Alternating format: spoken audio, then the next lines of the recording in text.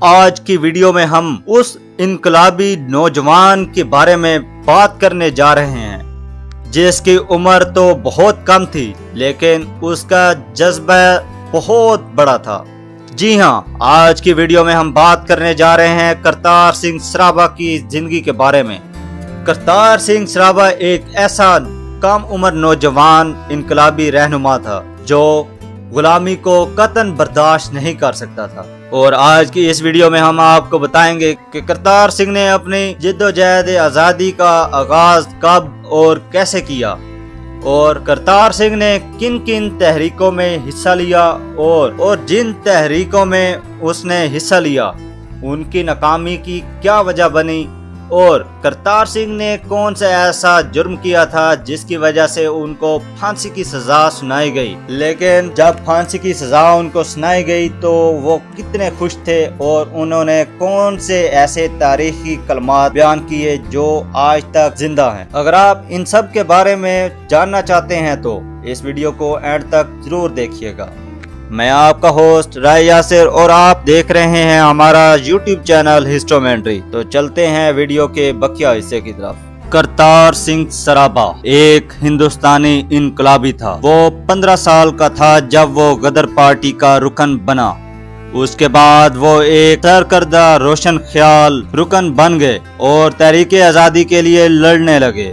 وہ تحریک کے سب سے زیادہ سرگرم ارکان میں سے ایک تھے۔ نومبر 1915 میں سینٹرل جیل لاہور میں انہیں تحریک میں کردار ادا کرنے پر پھانسی دی گئی۔ ان کی عمر اس وقت صرف 19 سال تھی۔ کرتار سنگھ پنجاب میں لدھیانہ کے قریب ایک گاؤں سرابا میں ایک سکھ خاندان منگل سنگھ گریوال اور صاحب کور کے ہاں پیدا ہوا۔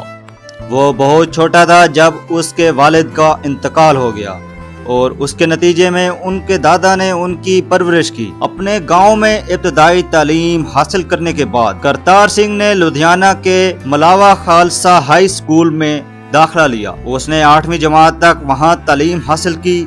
وہ جولائی 1912 میں برکلے کی یونیورسٹی آف کیلیفورنیا میں داخلہ لینے کے لیے سان فرانسسکو چلا گیا، لیکن اس بات کے ثبوت مختلف ہیں کہ انہوں نے وہاں تعلیم حاصل کی۔ بابا جوالا سنگھ کے ایک تاریخی نوٹ میں ذکر ہے کہ جب وہ دسمبر 1912 میں اسٹوریا اوریگن گئے تو انہوں نے کرتار سنگھ کو ایک مل فیکٹری میں کام کرتے ہوئے پایا۔ یونیورسٹی کے پاس کرتار سنگھ کے داخلے کا کوئی ریکارڈ نہیں ہے۔ برکلے میں ہندوستانی طلباء کے نالندہ کلب کے ساتھ ان کی وابستگی نے ان کے حب الوطنی کے جذبات کو ابھارا، اور وہ اس سلوک کے بارے میں مشتعل ہوئے جو ہندوستان سے آنے والے تارکین وطن خاص طور پر دستی کارکنوں کے ساتھ ریاست امریکہ میں ملتا ہے۔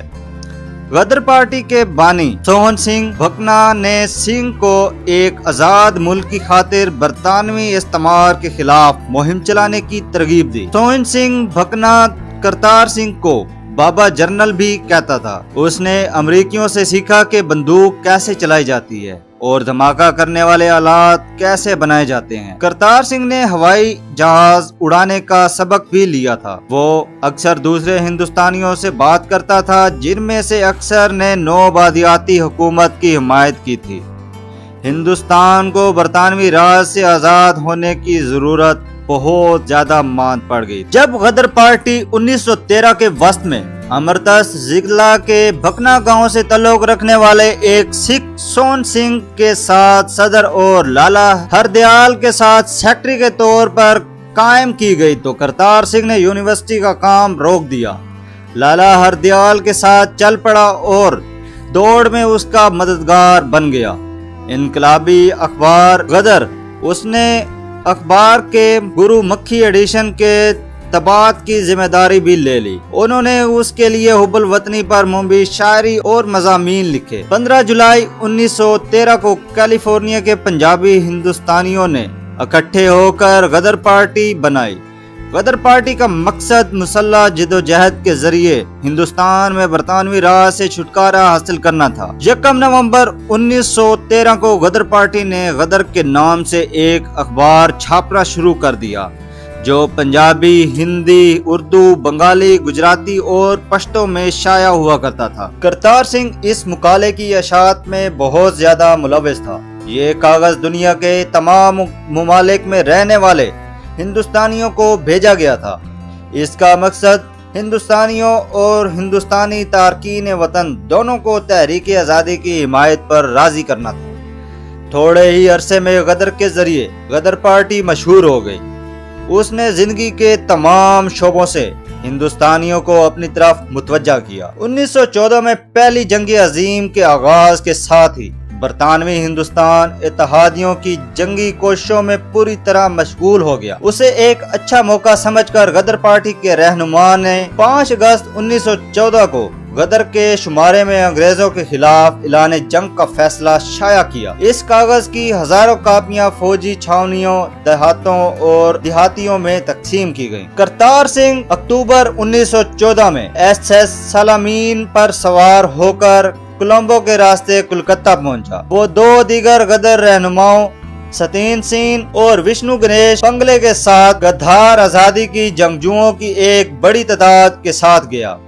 جتن مکھرجی کے تعارفی خط کے ساتھ جگنتر کے رہنما کرتار سنگھ اور پنگلے نے بنارس میں راش بہاری بوس سے ملاقات کی اور انہیں بتایا کہ بہت جلد 20,000 مزید غدر اراکین کی توقع ہے۔ غدر پارٹی کے رہنماؤں کی ایک بڑی تعداد کو حکومت نے بندرگاہوں پر گرفتار کر لیا۔ ان گرفتاریوں کے باوجود غدر پارٹی کے اراکین نے لدھیانہ کے قریب ایک گاؤں میں ایک میٹنگ منعقد کی، جس میں مسلح کارروائیوں کے لیے مالی ضروریات پوری کرنے کے لیے امیروں کے گھروں میں ڈکیتیاں کرنے کا فیصلہ کیا گیا۔ 2 غدر رہنما وریام سنگھ اور بھائی رام رکھا ایسے ہی ایک چھاپے میں ایک بم دھماکے میں مارے گئے۔ 25 جنوری 1915 کو راش بہاری بوس کی امرتسر آمد کے بعد 12 فروری کو ہونے والی میٹنگ میں فیصلہ کیا گیا کہ بغاوت 21 فروری کو شروع کی جائے گی۔ یہ فیصلہ بنایا گیا تھا کہ میاں عمر اور فیروز پور کی چھاونیوں پر قبضہ کرنے کے بعد امبالہ اور دہلی کے قریب بغاوت کی جائے گی۔ غدر پارٹی کی صفوں میں ایک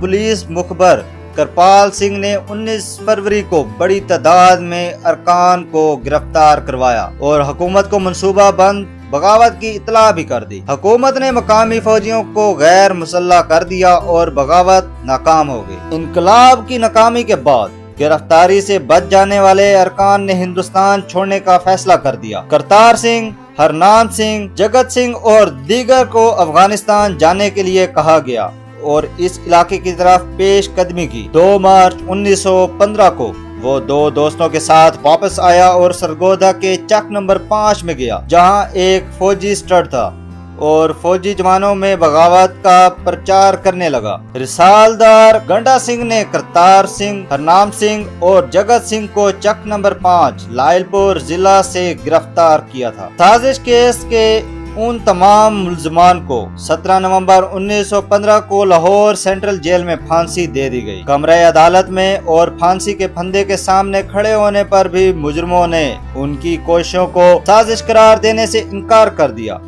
ان کا کہنا تھا کہ یہ ان غیر ملکیوں کے لیے کھلا چیلنج تھا جنہوں نے محب وطنوں پر بغاوت بادشاہت کے خلاف جنگ چھیڑنے کا الزام لگایا تھا۔ کرتار سنگھ کو اپنے کیے پر بالکل افسوس نہیں تھا، بلکہ اس نے غاصبوں کو چیلنج کرنے کے لیے استحقاق سے لطف اندوز ہونے پر فخر محسوس کیا۔ وہ واقعی ان کی کوششوں کے نتائج پر نادم تھا۔ انہوں نے کہا کہ ہر غلام کو بغاوت کا حق حاصل ہے اور اس مٹی کے بیٹوں کے بنیادی حقوق کے دفاع میں اٹھنا کبھی جرم نہیں ہو سکتا۔ جب اس پر بغاوت کے الزام میں مقدمہ چلایا جا رہا تھا تو اس نے سارا الزام اپنے اوپر لے لیا۔ یہ سب دیکھتے ہوئے جج صاحب بھی حیران رہ گئے کہ اتنے کم عمر لڑکے کا اس طرح کا غیر مہذب رویہ بہت حیران کن ہے۔ اس نے اپنی عمر کے پیش نظر نوجوانوں میں انقلاب کو اپنے بیان میں ترمیم کرنے کا مشورہ دیا، لیکن نتیجہ اس کے برعکس نکلا۔ جب اپیل کرنے کو کہا گیا تو اس نے جواب دیا، میں کیوں کروں؟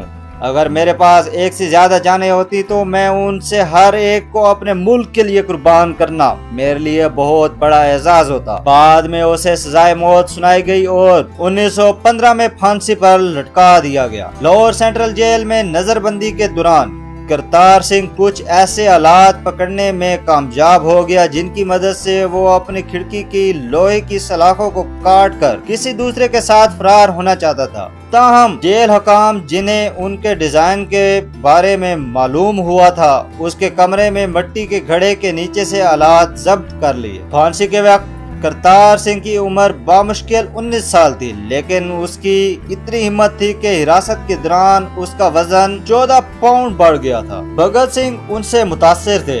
بھگت سنگھ کی گرفتاری کے وقت اس کے پاس سے سرابا کی ایک تصویر برآمد ہوئی تھی۔ وہ ہمیشہ یہ تصویر اپنی جیب میں رکھتا تھا۔ اکثر بھگت سنگھ مجھے وہ تصویر دکھاتے اور کہتے، پیاری ماں، یہ میرا ہیرو، دوست اور ساتھی ہے۔